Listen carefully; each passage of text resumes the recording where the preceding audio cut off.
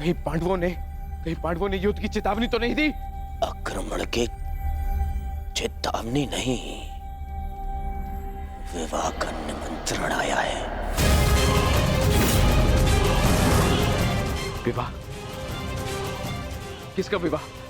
विराट कुमारी उत्तरा का। किसके साथ? उससे जिसमें साहस के साथ बुद्धि भी।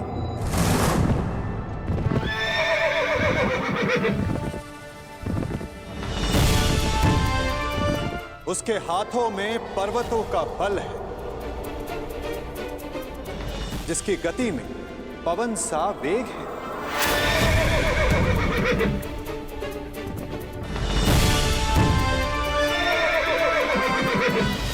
जिसके विषय में तुलना ही नहीं की जा सकती कि उसके बाणों की धार अधिक तीक्ष्ण है या उसका मस्तिष्क।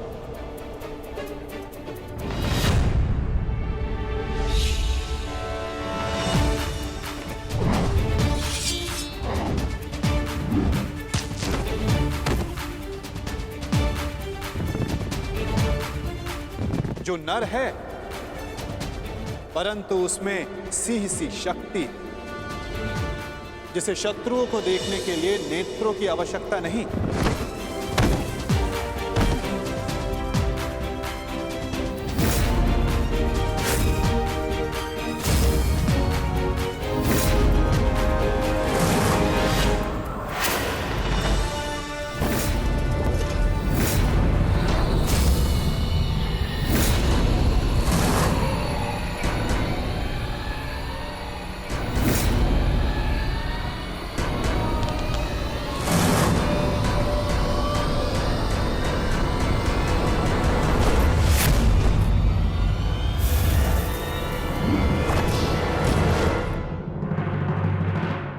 जिसकी शक्ति शेष नाग के समान है।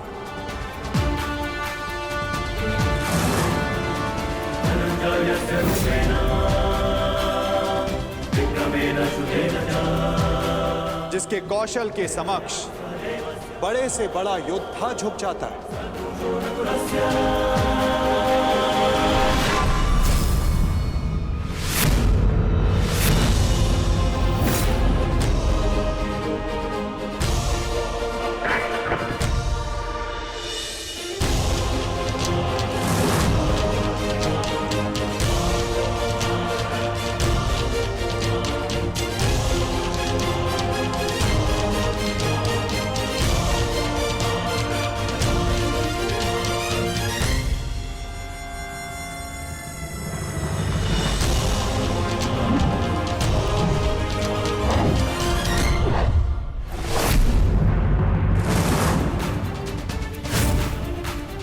मित्रों का मित्र और शत्रुओं का शत्रु है, जो अपनों के मान के लिए अपने प्राणों को न्यौछावर कर दे, परंतु उसमें तनिक भी अभिमान नहीं।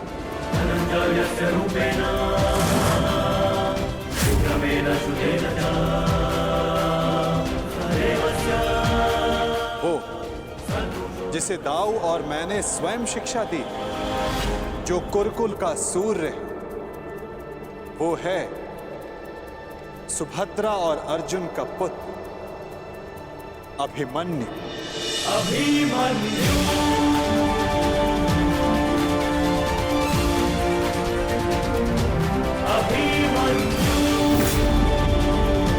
वो जितना शक्तिशाली है उतना ही विनम्र है।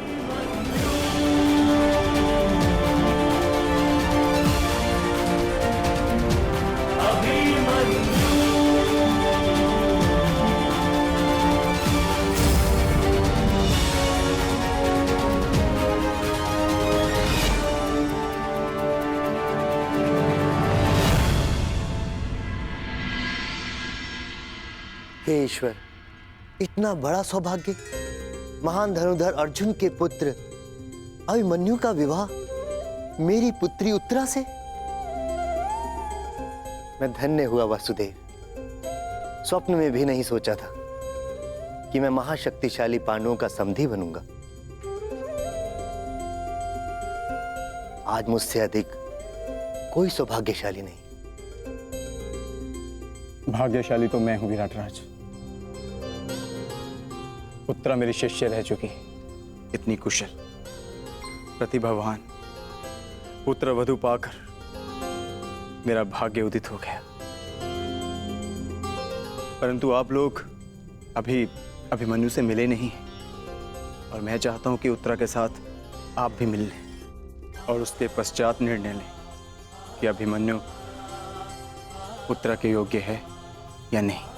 अभिमन्यु आपका पुत्र है और जिसके शिक्षक स्वयं वासुदेव हो तो उसकी योग्यता पर संदेह करना भी पाप है। हम उत्तरा का संबंध अभिमन्यु के साथ करने को प्रस्तुत हैं।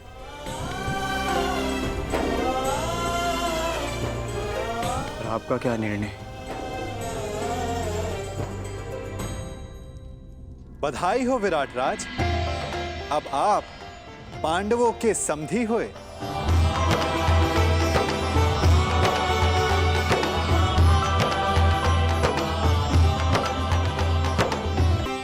इतना दुस्साहस, इतना दुस्साहस! पहले आओ दिया और अब उसमें नमक छिड़क रहे हैं।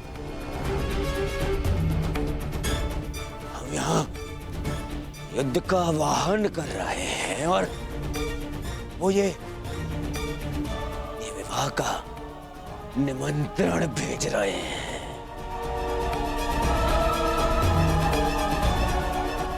नहीं जाएंगे हम वहां, नहीं जाएंगे, कोई नहीं जाएगा वहां। ना ना ना ना दुर्योधन, हम वहां जाएंगे।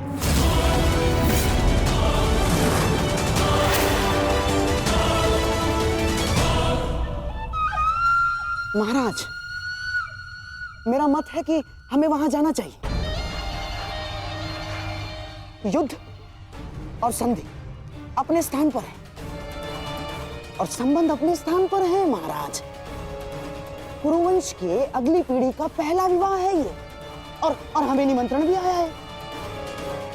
हमें जाना चाहिए महाराज। हाँ?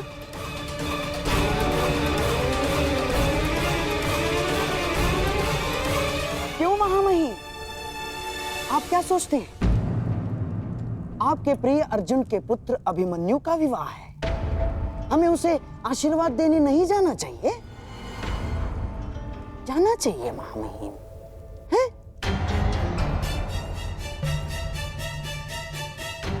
क्यों अंगराज, क्या एक पीढ़ी के बैर का दंड अगली पीढ़ी को देना क्या न्यायोचित है? बोलिए अंगराज। जिनसे युद्ध करना है उनका आतिथ्य ग्रहण करना उचित नहीं है।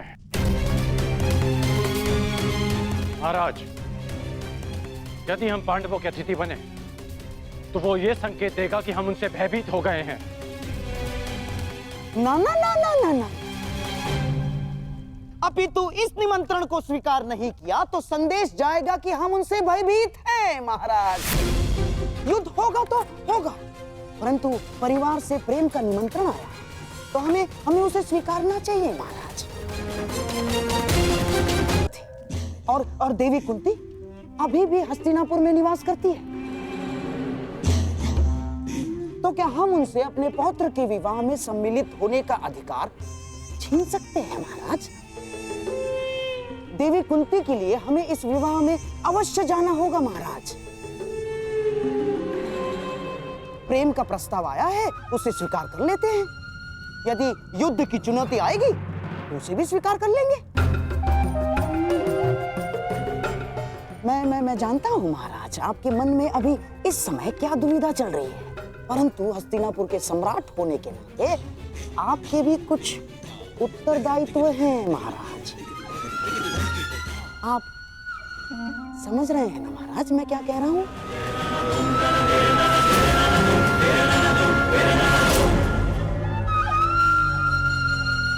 तो ठीक है, हम इस विवाह में अवश्य जाएंगे।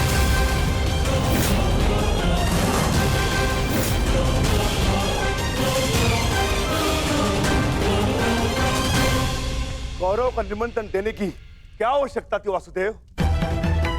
क्योंकि कौरव तुम्हारे संबंधी हैं विकोदर, और हमने निमंत्रण केवल कौरवों को नहीं, हस्तिनापुर को भेजा है, जहां तुम्हारी माता है, पितामह है। इतने वर्षों के पश्चात भी भीम को अपने क्रोध पर नियंत्रण करना नहीं आया। मैं अपने अनुज की ओर से आपसे क्षमा चाहता हूं वासुदेव, परंतु मेरे भी मन में यही प्रश्न है कि कौरवों को निमंत्रण क्यों? और अब भी मेरा उत्तर वही रहेगा युधिष्ठिर, कि कौरव तुम्हारे संबंधी हैं। पूछने का कोई लाभ नहीं ज्येष्ठ। माधव को यदि नहीं बताना है तो वो नहीं बताएंगे, परंतु मुझे विश्वास है माधव ने जो भी निर्णय लिया होगा हमारे हित में ही लिया होगा, क्योंकि माधव की आंखें भविष्य देख सकती हैं। यदि विश्वास है पार्थ, तो आगे बढ़ो, विवाह की तैयारी करो, क्योंकि समय कम है और कार्य अधिक शेष है।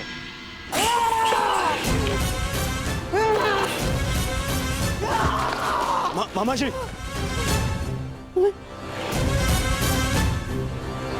तुम्हें क्या लगता है ये निमंत्रण मैंने बड़े आनंद से स्वीकार किया है?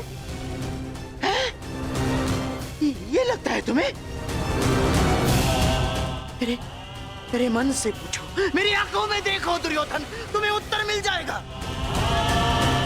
कितना बड़ा अपमान है ये निमंत्रण मेरे लिए, ये निमंत्रण। परंतु यदि इतना बड़ा अपमान था मामाश्री, तो निमंत्रण स्वीकार क्यों किया मामाश्री? क्योंकि एक अपमान का उत्तर देने के लिए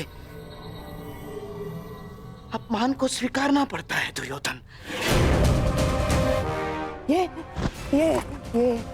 विवाह, ये संबंध, ये निमंत्रण मेरे लिए उस कृष्ण का प्रहार है दुर्योधन। प्रहार, बड़ा दुखदायी प्रहार है, और उस प्रहार का उत्तर देने मुझे जाना होगा दुर्योधन। और मैं जाऊंगा। तुम खड़े क्यों हो? तुम बैठो, मैं जाऊंगा। मैं जाऊंगा। मैं कुछ समझ नहीं पा रहा हूँ मामाश्री। उस छलिए ने मुझे हरा दिया दुर्योधन। मैं हार गया। हमने दिग्विजय करके उन्हें मित्र विहीन कर दिया। द्वारका में महाबली बलराम के साथ संधि करके हमने उन्हें आशा विहीन कर दिया।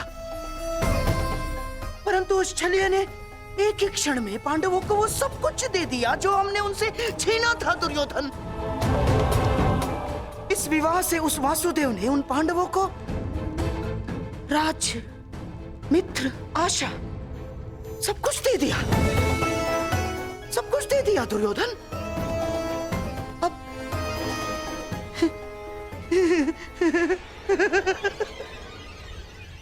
अब तुम्हारे समझ में आया कि उस छलिए ने हमारे साथ कैसा छल किया है।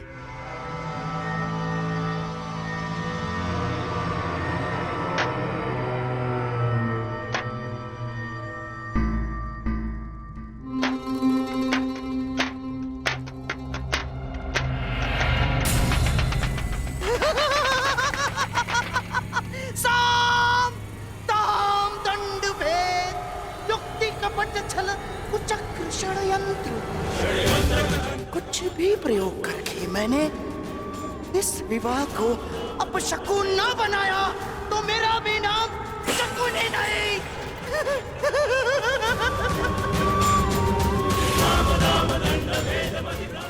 मेरी प्रतिज्ञा है मेरी, पांडवों का सबसे बड़ा सहारा हार जाएंगे वो। उस छलिए को शकुनी का उत्तर मिलेगा दुर्योधन, इसी विवाह में मिलेगा। 13 वर्षों के वनवास ने न केवल तुम्हारे संयम और पराक्रम को धार दी है युधिष्ठिर, 13 वर्षों की इस अवधि में कठिन परिश्रम और परीक्षण के पश्चात तुम्हारी अगली पीढ़ी भी युद्ध कौशल में कुशल हो गई। अब तुम सबका वनवास पूर्ण हुआ। अब समय आ गया है अपने वनवास रूप तपस्या का फल पाने का, और वो फल है तुम सबके पुत्र।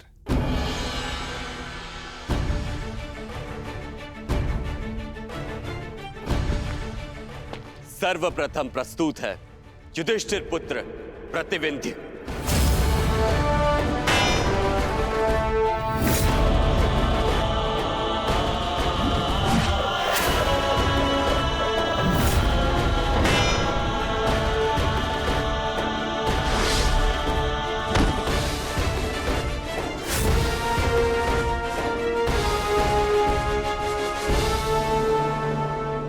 अब प्रस्तुत है भीमपुत्र सुत्सोम।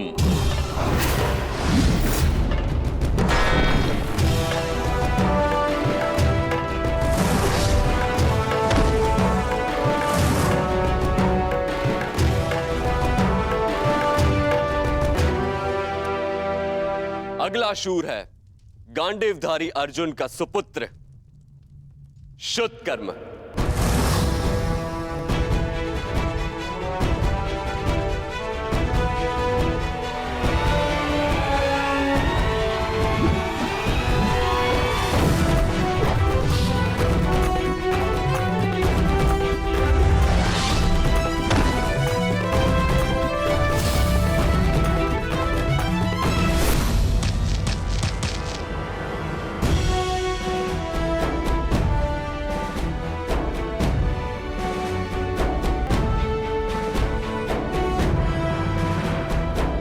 और अंत में नकुल पुत्र शतनिक और सहदेव पुत्र शुद्ध से।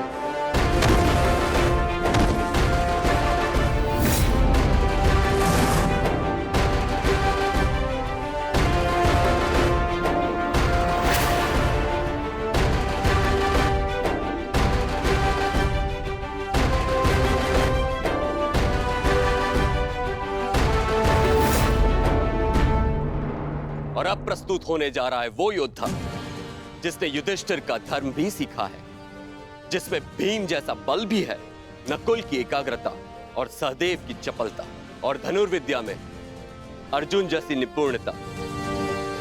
वो है अर्जुन पुत्र महायोद्धा अभिमन्यु। कृष्णे गुणार्जिता पांडवेषु च ये गुणा अभिमन्यु किलेकस्था दृश्यन्ते गुणसंचया अभिमन्यु।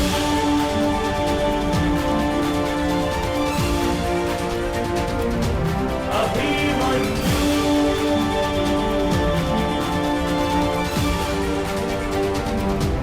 अभिमन्यु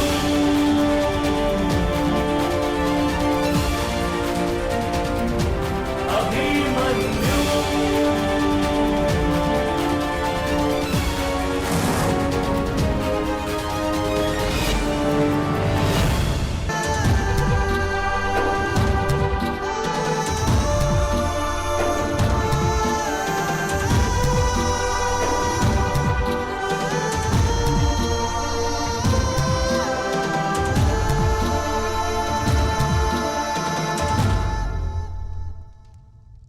मामाश्री ने मेरे परिचय में एक बात कम कही माता, कि आप जैसा तेज भी है मुझ में। प्रणिपात।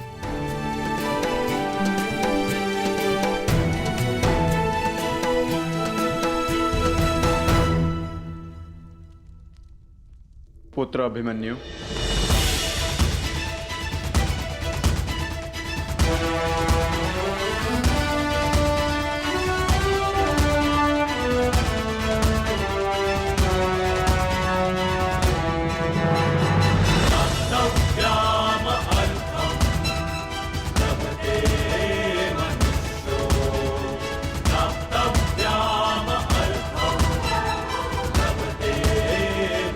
पिताश्री।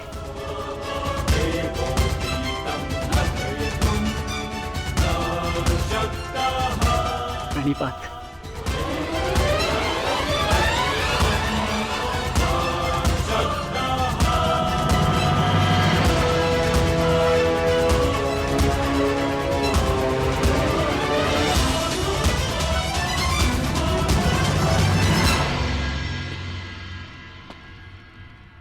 श्री बलराम, मुझे समझ में नहीं आता कि मैं आपका ऋण कैसे चुकाऊंगा।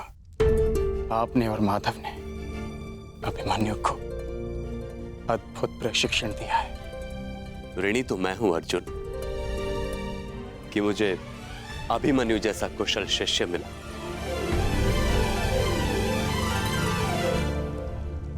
आपका पुत्र साम कहाँ है सखा? उसे नहीं लाए साथ में? क्या वो हमसे नहीं मिलना चाहता? वो यहां आने के लिए उत्साहित था, परंतु एक विशेष कार्य आ जाने के कारण उसे भेजना पड़ा, इसलिए वो यहां नहीं आ पाया।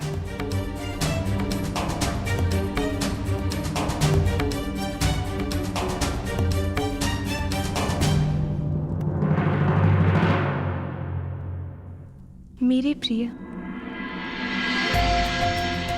मैंने सदा ईश्वर से यही मांगा कि फिर से एक बार आपसे भेंट करने का अवसर मिल सके, और देखिए ईश्वर ने मेरी इच्छा सुन ली। हमें मिलाने का अवसर निकाल ही लिया। विराट नगर में भ्राता अभिमन्यु और राजकुमारी उत्तरा का विवाह है, जहाँ सम्मिलित होने के लिए निमंत्रण आया है हमें। आशा करती हूँ कि पिताश्री को मना पाऊँ कि वो अपने साथ साथ मुझे भी विवाह में ले चले। बहुत प्रेम करते हैं वो मुझसे।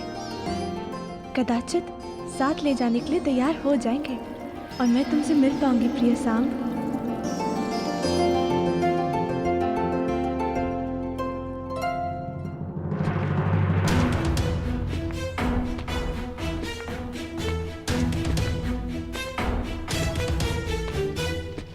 मैं हमेशा से चाहती थी कि मैं और तुम ऐसे ही किसी विवाह में मिले और साथ साथ स्वप्न देखें कि हमारा भी विवाह ऐसे ही जल्द से जल्द हो। समझे? मैं जानती हूँ कि आप इस विषय में गंभीर हैं। आप क्यों ना एक बार अपने पिता श्री वासुदेव कृष्ण से बात करें? मुझे विश्वास है वो अवश्य स्वीकारेंगे। मैंने सुना है कि आपके पिता सबके मन की बात समझ लेते हैं। तो भला अपने ही पुत्र के हृदय की बात वो कैसे ना समझेंगे? यदि आपने अपने पिता से बात नहीं की तो मुझे अपने पिताश्री से बात करनी होगी। और ये आप भली भांति जानते हैं कि मेरे पिता की प्रतिक्रिया कुछ अच्छी नहीं होगी, इसलिए बात बिगड़ने से पहले ही संभाल लीजिए प्रिय। बहुत सारा प्रेम, केवल तुम्हारी लक्ष्मणा। सावधान, युवराज दुर्योधन पधार रहे हैं।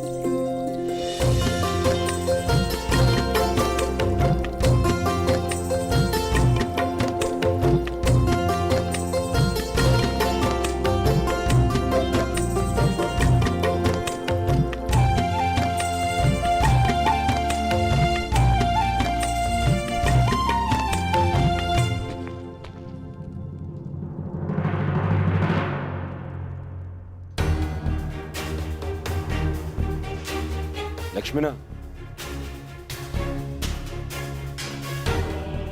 पिताश्री,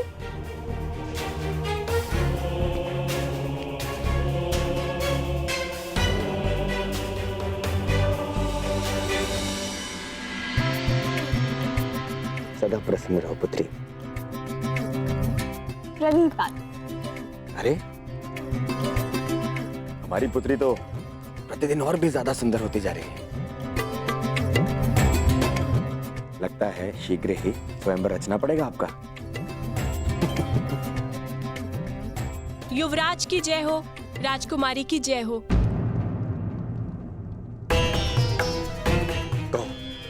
वो युवराज, राजकुमारी पक्षियों को दाना भिजवाना चाहती थी, इसलिए मैं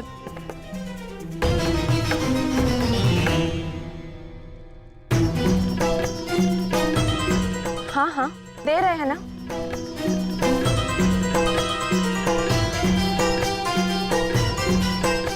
पुत्री, इन पक्षियों के साथ में खेलना कम कर दो।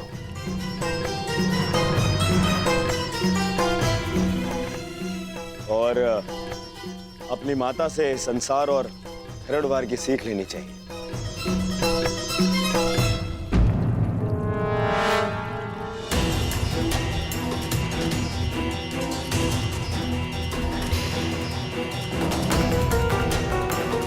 और श्रृंगार करना सीखो। आपकी विवाह की आयु आती जा रही है। आप भी ना पिताश्री। मैं किसी से विवाह नहीं करने वाली। मैं आपको छोड़कर कहीं नहीं जाऊंगी।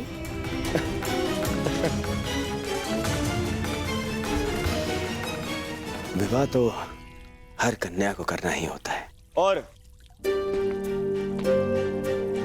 फिर अपने पिता का घर छोड़ के जाना होता है। नहीं,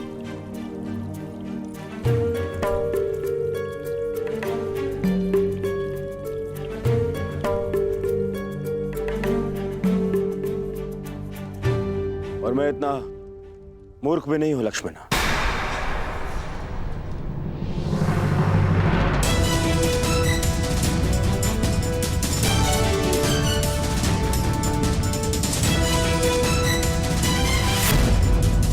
और आपको लगता है कि आप अपने पिता। आप प्रतिदिन शाक और भात क्यों बनाती हैं माते?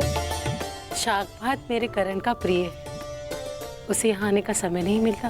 मैं सोचती हूँ जब भी वो आएगा शाक भात देखकर उसे संतोष होगा।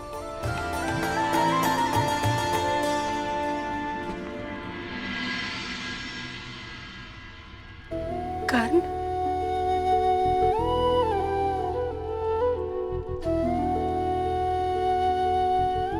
कर्ण नहीं माता, राधे कर।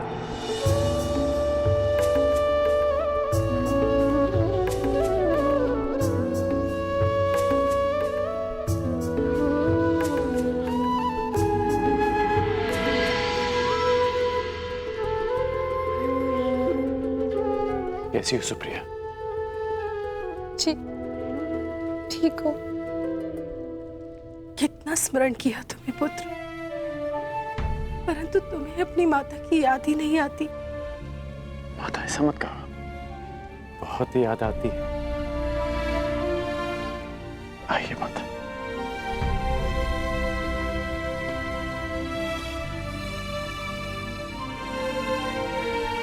नहीं माता, मुझे विराटनगर शीघ्र ही प्रस्थान करना होगा। आने में थोड़ा समय लग जाएगा, इसलिए सोचा जाते हुए आप सबसे मिलता जाऊं।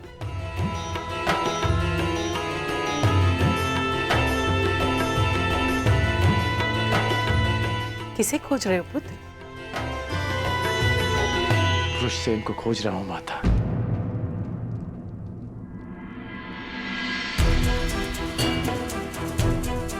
बहुत समय हो गया उससे मिले। बहुत बड़ा हो गया होगा ना मेरा पुत्र? हाँ पुत्र, परंतु वो कहीं बाहर गया है।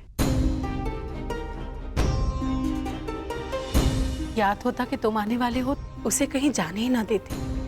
अच्छा, बाहर क्या? माता, उसे आने में अधिक समय लग जाएगा क्या? कदाचित आज तुम उससे मिल नहीं पाओगे। नहीं माता, मुझे उससे मिलना है। पिछली बार भी विराट युद्ध से पहले जब मैं यहाँ आया था तो उससे नहीं मिल पाया था माता, परंतु इस बार मैं उससे अवश्य मिलूंगा। ठीक है, मैं अपने पुत्र की यहीं प्रतीक्षा करता हूं। अन्यथा यदि आपको पता है कि वो कहां गया है तो आप मुझे बता दीजिए, मैं वहीं जाके उससे मिल लूंगा।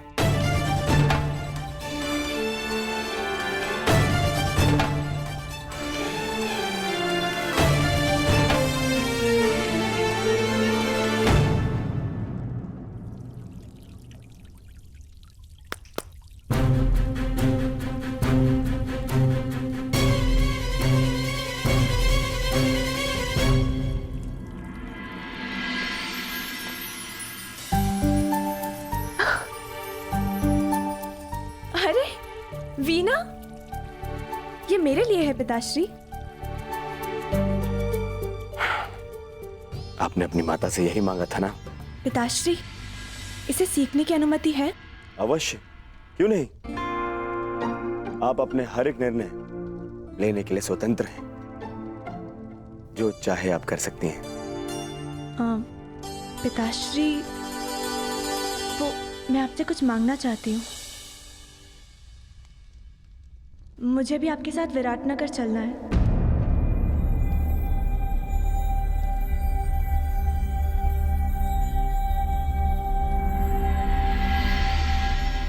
प्रश्न ही नहीं उठता लक्ष्मणा।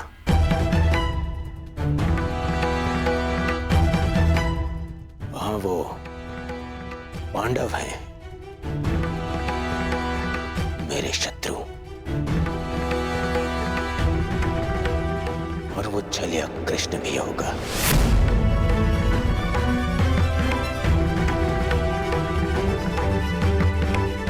जो सदा मेरे सामने कठिनाइयां उत्पन्न करता रहता है।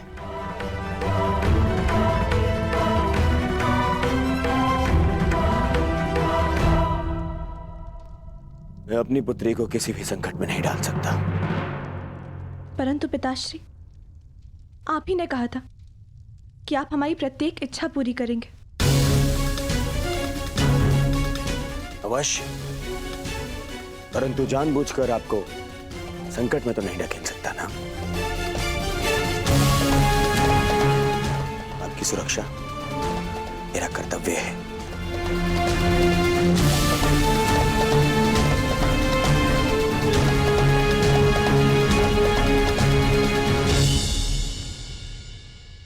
क्या मैं आपसे कुछ पूछ सकती हूँ पिताश्री? निसंदेह, पूछिए, क्या पूछना है? लक्ष्मणा, क्या जानना है आपको?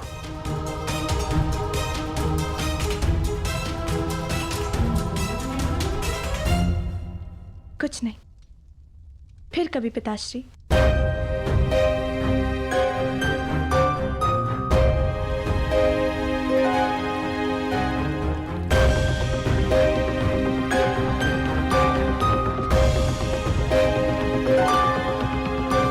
समझ नहीं आ रहा है आपको सांप के बारे में कैसे बताऊं, परंतु क्या हुआ? आप दोनों इतना विचलित क्यों हैं? कुछ नहीं पुत्र, सब ठीक है।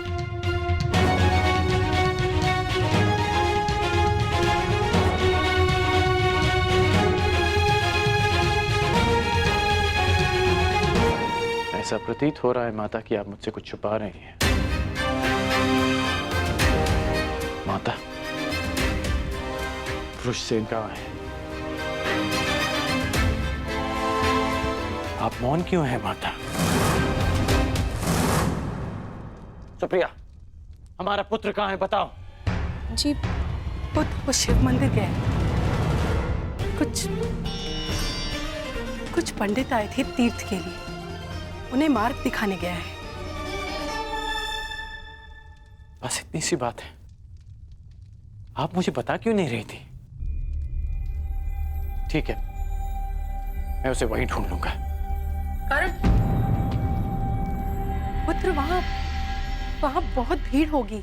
कोई विवाह का आयोजन चल रहा है, उस भीड़ में कहां ढूंढोगे? तुम्हें विराटनगर के लिए विलंब हो रहा होगा। अगली बार मिल लेना। नहीं माता,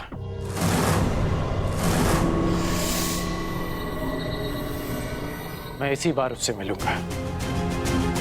मैं शिव मंदिर जा रहा हूं माता। प्रणिपात।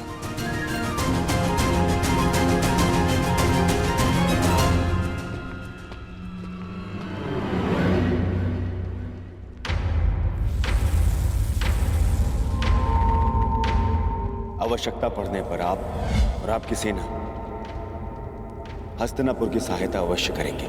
स्वीकार है। वासुदेव, हमें बलराम ने समर्थन देने का वचन दिया था और तुमने उन पांडवों को समर्थन देके सब कुछ बिखेर दिया। वासुदेव, कैसे कैसे तुम्हें अपने मार्ग से हटाओ, कैसे तुम्हें पराभूत करूं, कैसे तुम्हारा अंत करूं वासुदेव, कैसे कैसे करूं?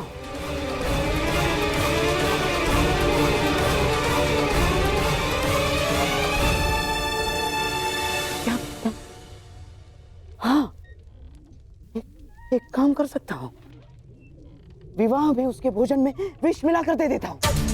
हाँ? वहां इतने सारे अतिथि होंगे, किसी को संदेह भी नहीं होगा। हाँ। ऐसे ही करता हूं।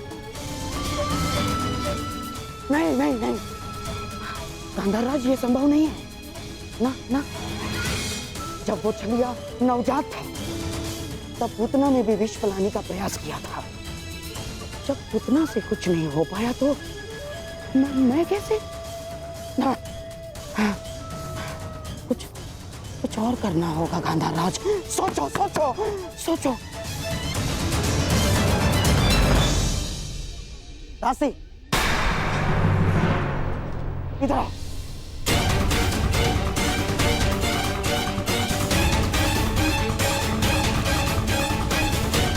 सुना नहीं तुमने? जाओ मेरे लिए मदिरा का प्रबंध करो, जाओ।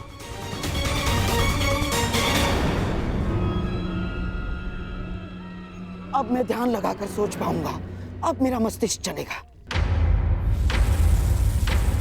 अभी तक यहीं खड़े हो तुम? सुना नहीं तुमने?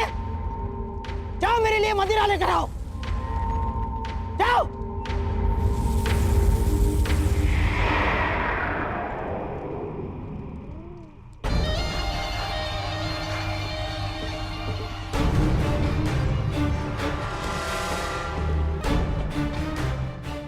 करूं उस वासुदेव का अंत?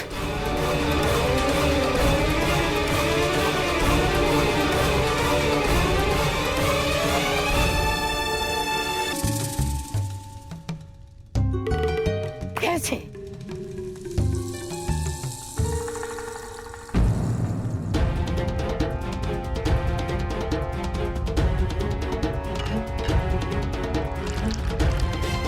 गांधार नरेश, मदिरा।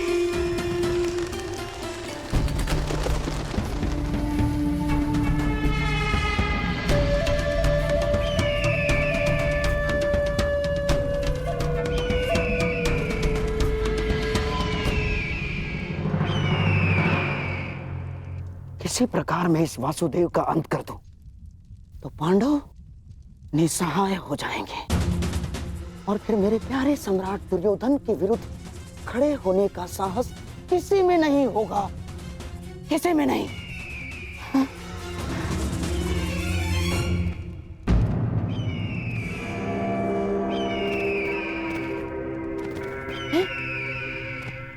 ये तो कोई संदेश है।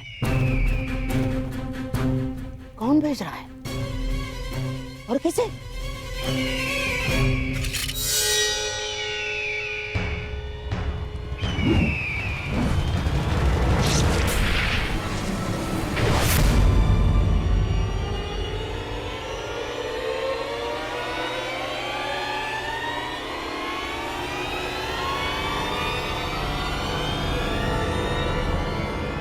संदेश केवल आपकी लक्ष्मण।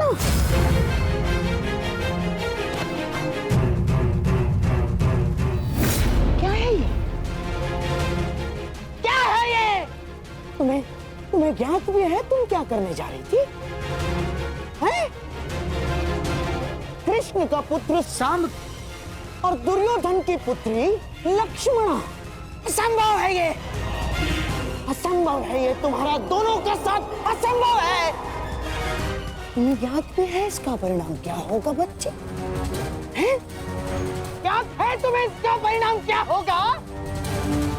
महाविध्वंस हो जाएगा बच्चे, महाविध्वंस।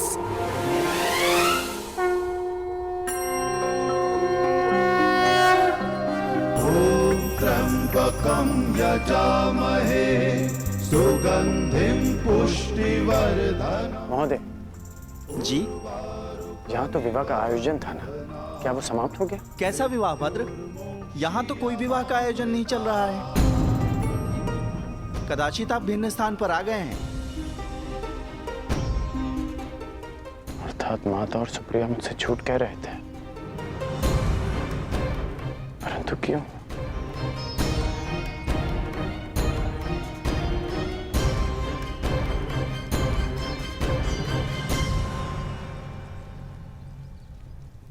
ये तो अनुचून का मित्र है।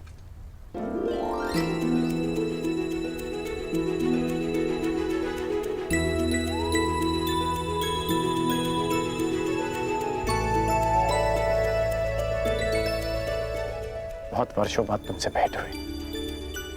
कैसे हो तुम? मैं बहुत अच्छा हूँ, परंतु आप यहाँ भ्राताकर्ण? मैं अपने पुत्र ऋषेन की खोज कर रहा हूँ। मुझे किसी ने बताया था कि वो इस मंदिर में किसी के विवाह में सम्मिलित होने आया है। वो आपको यहाँ नहीं मिलेगा भ्राताकर्ण, वो सदा अपने प्रिय स्थल पर होता है। प्रिय स्थल? वृषसेन, कहाँ हो वृषसेन? पुत्र कहाँ हो तुम? वृषसेन!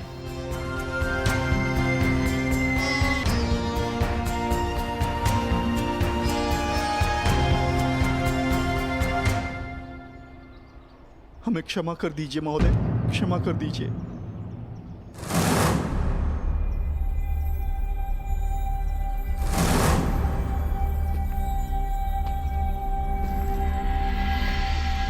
ऐसा करने से पहले तुम्हें इसके परिणाम को सोच लेना चाहिए था। अनेक मनुष्यों ने तुमसे इसी प्रकार निवेदन किया होगा, परंतु तुम दुष्टों ने कभी किसी की याचना सुनी? कौन है ये सब और किस बात की क्षमा मांग रहे हैं? और ये कौन है? हर बार तुम लोगों को एक और अवसर दिया गया, परंतु तुम लोग फिर भी नहीं सुधरे और इसी कुमार्ग पर चलते रहे। परंतु अब समय आ गया है कि तुम्हें तुम्हारे कर्मों का फल भुगतना ही होगा। मैंने तुम्हें साक्ष्य समेत पकड़ा है, अब तुम नहीं बच सकते। नहीं महोदय, ऐसा न करें महोदय, ऐसा न करें, हमें क्षमा कर दीजिए। लूटा हुआ धन हम पुनः स्त्री को लौटा देंगे, पर हमें क्षमा कर दीजिए प्रभु, हमें क्षमा। लूटा हुआ धन लौटा देने मात्र से तुम्हारे पापों का प्रायश्चित नहीं हो जाएगा दुष्टों। सर्वप्रथम उस पीड़ित महिला से क्षमा की भीख मांगो, अन्यथा मृत्यु के लिए तैयार हो जाओ। नहीं नहीं, हम क्षमा मांग लेंगे, हम क्षमा मांग लेंगे।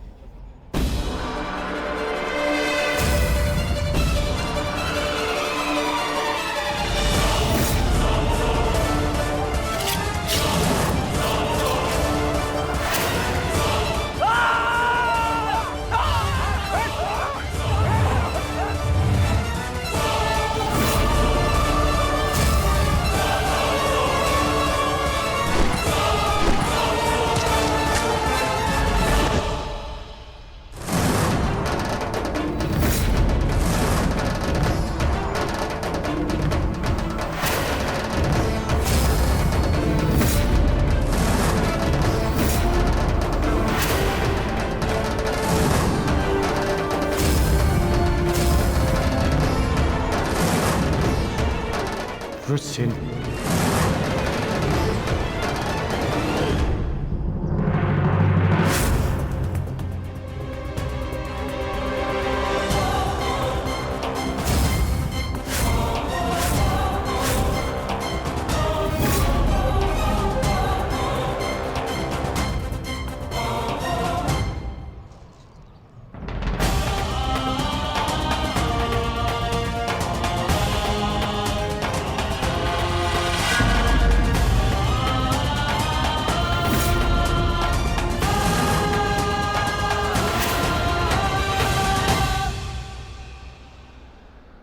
मित्र,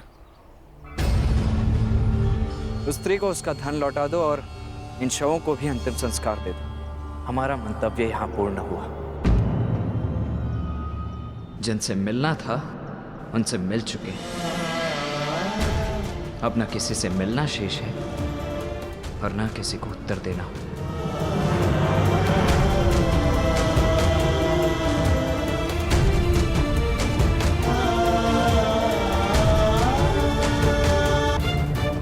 और कब से अपने परिवार के साथ विश्वासघात कर रही हो तुम?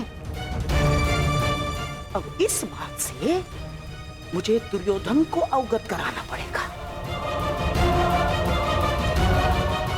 अब वो ही तुम्हारे इस दुस्साहस का निर्णय लेगा। रो लो तुम। नहीं मामा श्री, रुक जाइए। रो लो तुम, रो लो। ऐसा ना करिए मामा श्री, कृपया करके पिताश्री को कुछ ना बताइए। हम आपसे विनती करते हैं।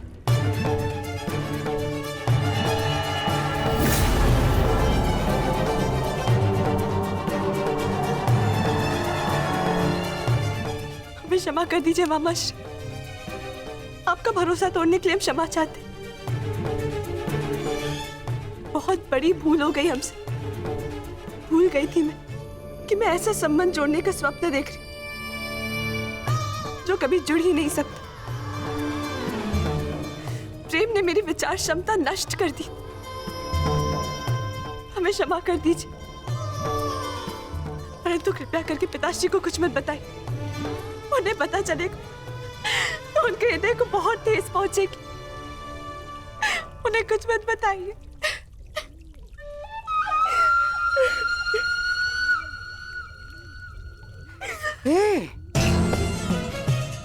अच्छी ना, तुम आओ। क्या बैठो?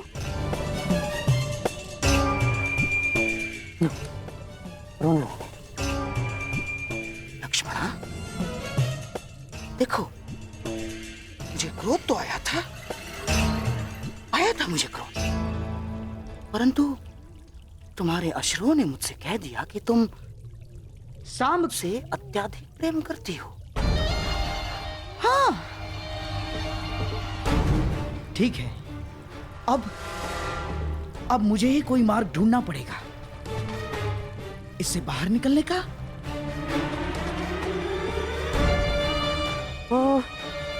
तुम क्या सांब को अभिमन्यु के विवाह में ला सकती हो?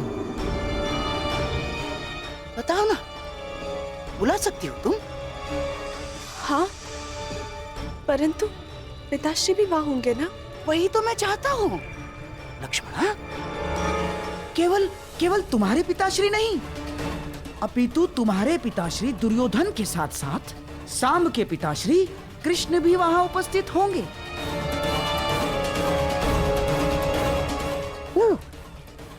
अर्थात तुम्हारे विवाह के विषय में कुछ प्रस्ताव उपस्थित करने के लिए दोनों के पिताश्री वहां होना आवश्यक है कि नहीं?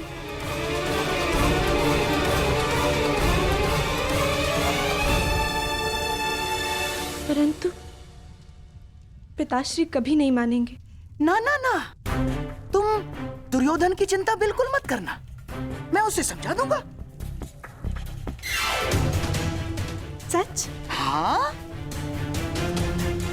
अरे मैं अपनी लक्ष्मणा के लिए इतना भी नहीं कर सकता।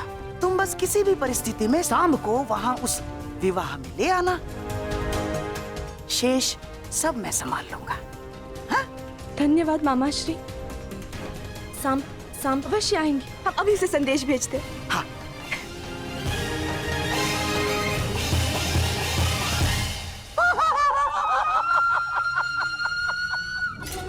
चलिए कृष्ण, अब आएगा आनंद। मेरी अगली चाल के लिए तैयार रहना। तो इस बार तुम्हारी पराजय निश्चित। मैं तुम्हारा पिता, तुमने मुझे पहचाना नहीं, परंतु मैंने तुम्हें देखते ही पहचान लिया। तुम्हें मालूम, बचपन में मैं बिल्कुल तुम्हारे जैसा दिखता था। हाँ,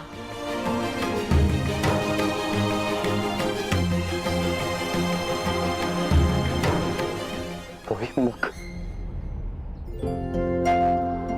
वही शरीर, जैसे मेरा ही प्रतिबिंब हो।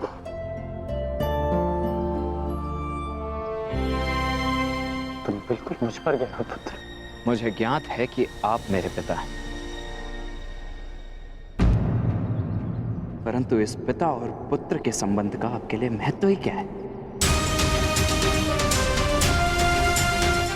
मेरी बात सुनो पुत्र, इस बात का क्या तात्पर्य है पुत्र? यही कि सदा आपने अपने परिवार से अधिक महत्व अपने लक्ष्यों को दिया। आपके लिए वो महत्व नहीं रखते थे जिन्होंने आपसे प्रेम किया।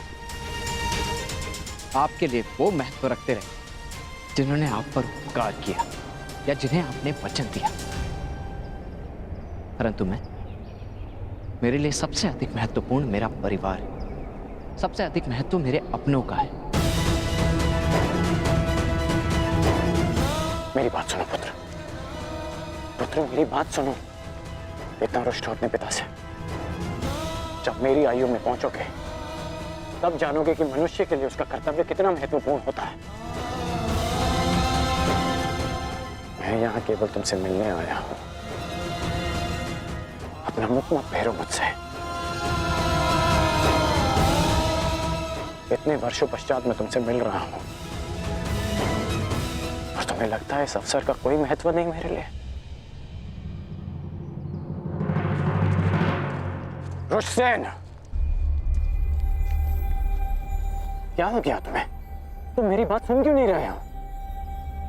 मुझे तुमसे ये आशा नहीं थी। तो और क्या आशा थी मुझसे, मेरे पूज्य पिताश्री, कि कैसा व्यवहार करूंगा? वैसा ही व्यवहार करूंगा जैसा वो पुत्र करते हैं जिनके पिता उनसे वर्षों के पश्चात मिलते। आपका स्वागत करूंगा, आपको आलिंगनबद्ध करके अश्रु बहाऊंगा।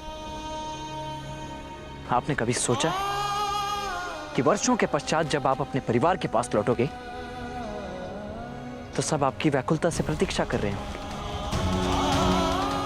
कदाचित शेष ने ऐसा किया हो, परंतु मैं भिन्न हूं। आपकी भांति मैं अपने परिवार को उनके हाल पर नहीं छोड़ सकता। मेरे लिए सबसे अधिक महत्व मेरे परिवार का है। मेरे लिए भी, मेरे लिए भी। परंतु मेरे लिए मेरा धर्म, मेरा कर्म, मेरा कर्तव्य भी उतना ही महत्वपूर्ण है।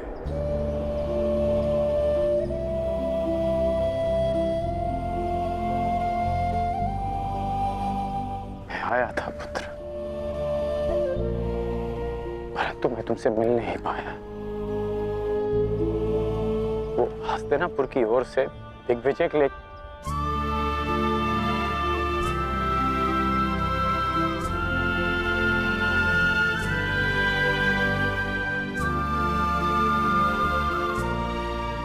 अच्छा तुम ही बता, यदि मनुष्य केवल अपने लिए जिएगा, अपने ही सुख के बारे में सोचेगा, तो क्या हमारी आने वाली पीढ़ी का धर्म से विश्वास नहीं उठ जाएगा?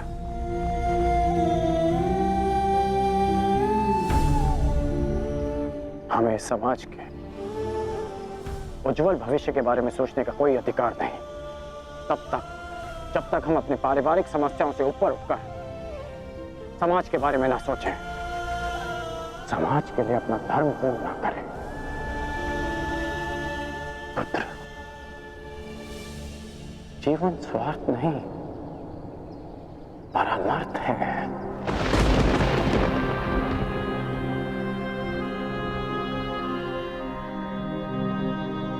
मैंने जो कुछ भी किया उसका मुझे कोई पश्चाताप नहीं, कोई ग्लानि नहीं, क्योंकि मैं स्वयं के लिए नहीं समाज के लिए जिया हूं, लोगों के हित के लिए लड़ा हूं। मैंने जीवन भर परिवर्तन के लिए संघर्ष किया। जानते हो क्यों? क्योंकि जब भी मैंने ऐसा किया तो मैंने लोगों की आंखों में आशा की किरण देखी। संसार में परिवर्तन लाने से पूर्व हमें स्वयं में परिवर्तन लाना चाहिए। इसलिए मैंने ये सब किया पुत्र। और यदि मैं ऐसा नहीं करता